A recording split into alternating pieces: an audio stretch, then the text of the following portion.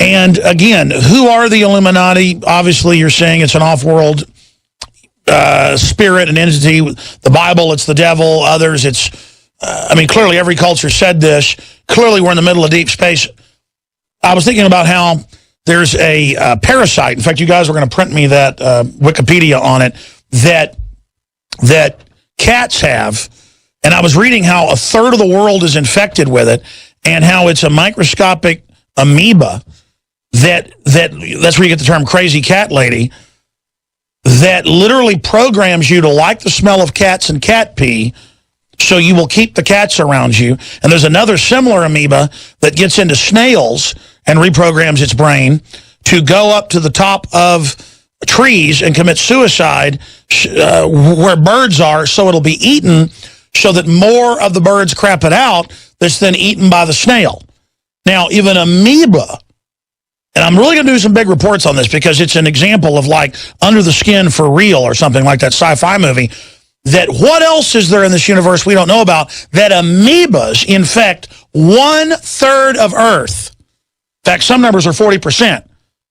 Like, I'll show people the amoeba right here. It's toxoplasmosis, if I'm pronouncing that right, parasitic disease, including humans.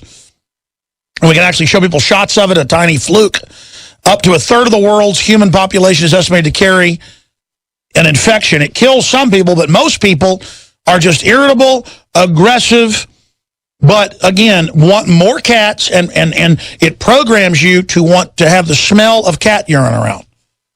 Now imagine an amoeba that programs the human brain to want to have more cats around so that you can continue spreading the infection.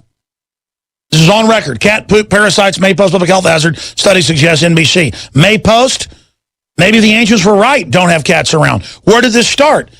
Egypt took a Nile cat that was wild and bred it as a small cat, a little bit bigger than a house cat, and bred into the cats we have today. I'm not on a jihad against cats, folks.